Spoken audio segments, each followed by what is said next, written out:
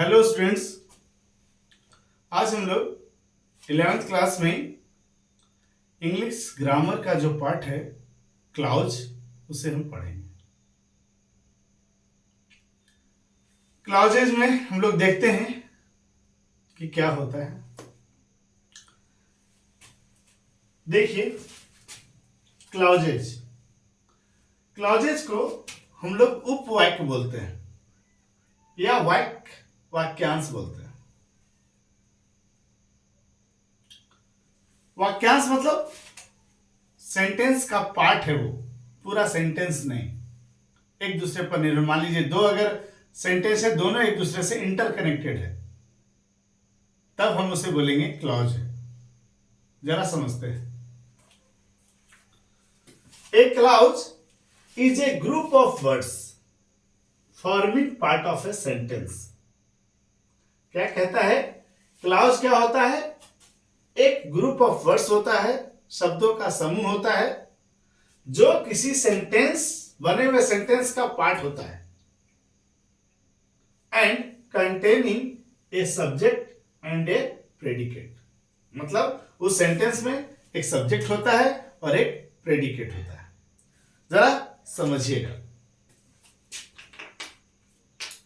मैंने एक एग्जांपल दिया है, Sita is a beautiful girl who is my friend. Sita एक सुंदर लड़की है जो मेरी दोस्त है। अब यहां पर देखिएगा, इस सेंटेंस में दो सेंटेंस जुड़े हुए हैं। एक, Sita is a beautiful girl. एक दूसरा, हु इज माई फ्रेंड, दूसरा सेंटेंस जुड़ा हुआ है।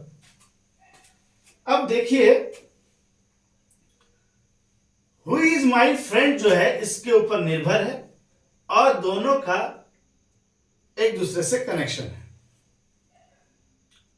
यहां पर Sita is a beautiful girl एक सेंटेंस है, हु इज माई फ्रेंड दूसरा सेंटेंस है। सो यहां देखिए, सीता में, Sita is a beautiful girl जो है, सीता एक सब्जेक्ट है, is a beautiful girl predicate है। यहां पर पहले मैंने कह दिया कि क्लॉज में क्या होता है, एक ग्रुप ऑफ वर्ड्स होता है सेंटेंस का, जिसमें एक सब्जेक्ट होता है और एक प्रेडिकेट होता है, उद्देश्य और विधेय होता है। So Sita is a beautiful girl में सीता सब्जेक्ट है, is a beautiful girl predicate है। दूसरा सेंटेंस देखिए, who is my friend. Who is my friend में हु सब्जेक्ट है, इज माई फ्रेंड प्रेडिकेट है। अब जरा ध्यान से देखेंगे तो अगर ये पूरे सेंटेंस को देखें हम, कि Sita is a beautiful girl who is my friend, ये पूरे सेंटेंस को देखें, सो दोनों वाक्य, जो दोनों सेंटेंस है, इंडिपेंडेंट नहीं है, अलग अलग नहीं है, स्वतंत्र नहीं है। Sita is a beautiful girl, सिर्फ इतना ही सेंटेंस रहता तब तो वो स्वतंत्र वाक्य था, इंडिपेंडेंट सेंटेंस था। क्यों? Sita is a beautiful, Sita एक सुंदर लड़की है, बस हो गया। बट जब एक सेंटेंस में लिखा हुआ है, तब क्या हुआ? तब एक Sita is a beautiful girl who is my friend, Sita एक सुंदर लड़की जो मेरी दोस्त है, ऐसे परिस्थिति में ये क्या है कि ये दोनों वाक्य इंडिपेंडेंट नहीं है, एक ही वाक्य के पार्ट है, एक ही वाक्य के पार्ट है। तो इसे हम बोलेंगे क्लॉज, वाक्यांश, वाक्य का अंश, उपवाक्य, सेंटेंस का पार्ट। चलिए स्क्रीनशॉट लीजिए।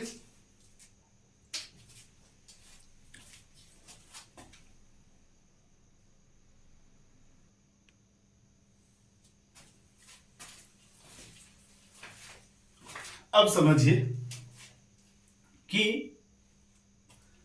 जो मैंने सेंटेंस लिया है, Sita is a beautiful girl who is my friend, तो Sita is a beautiful girl ये भी और हु इज माई फ्रेंड ये भी, ये दोनों वाक्य क्या है?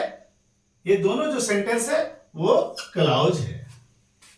ये दोनों सेंटेंस क्लॉज है, एक दूसरे से इंटरकनेक्टेड है। अब समझते हैं हम लोग कि क्लॉज के कितने प्रकार हैं, kinds of clauses. So clause में दो पार्ट हैं, एक प्रिंसिपल क्लॉज जिसको हम लोग मेन क्लॉज बोलते हैं, और एक होता है सबऑर्डिनेट क्लॉज जिसको डिपेंडेंट क्लॉज बोलते हैं। एक होता है प्रिंसिपल क्लॉज जिसको मेन क्लॉज भी बोलते हैं, दूसरा होता है सबऑर्डिनेट क्लॉज जिसको डिपेंडेंट क्लॉज भी बोलते हैं। अब यहां ध्यान से समझें, प्रिंसिपल क्लॉज और मेन क्लॉज में क्या होता है, इसमें सेंटेंस का एक मेन वर्ब होता है, इसमें सेंटेंस का एक मेन वर्ब होता है और वह अन्य क्लॉज पर अपने मीनिंग के लिए निर्भर नहीं है, वो अपना स्वतंत्र अर्थ रखता है। देखिए यहां पर इस सेंटेंस में Sita is a beautiful girl principal clause है। क्यों? क्योंकि इसका ब्यूटीफुल गर्ल यहां पर जो इज है एक अर्थ रख रहा है, Sita is a beautiful girl, Sita एक सुंदर लड़की है, इसका एक पूर्ण अर्थ है और ये अपने अर्थ के लिए किसी अन्य सेंटेंस पर निर्भर नहीं है, इसलिए ये मेन क्लॉज हो गया या प्रिंसिपल क्लॉज हो गया। अब अगला देखते हैं सबऑर्डिनेट क्लॉज जिसको हम लोग डिपेंडेंट क्लॉज बोलते हैं। इसमें क्या होता है, इसमें क्या होता है कि यह वाक्य की पूर्णता के लिए, मतलब जो सेंटेंस की पूर्णता के लिए प्रिंसिपल क्लॉज पर निर्भर है, मतलब कि इसका अपना स्वतंत्र अर्थ नहीं है, इसका अर्थ समझने के लिए आपको इसके मेन क्लॉज जो प्रिंसिपल क्लॉज है उस पर निर्भर रहना पड़ता है। अब जरा समझते हैं, हु इज माई फ्रेंड, जो मेरी दोस्त है। अब इससे पता नहीं चलता कि कौन किसकी दोस्त है, जो मेरी दोस्त है, अब इसे नहीं पता चलता कौन। यहां पर है Sita is a beautiful girl, who is my friend, यहां पर सीता के लिए हु का प्रयोग हुआ है, इसलिए Sita is a beautiful girl principal clause हो गया, मेन क्लॉज हो गया, who is my friend subordinate clause हो गया, डिपेंडेंट क्लॉज हो गया।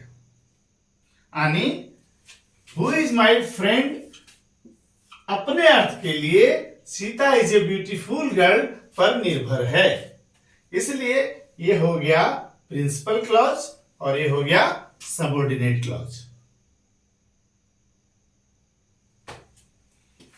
चलिए स्क्रीनशॉट लीजिए।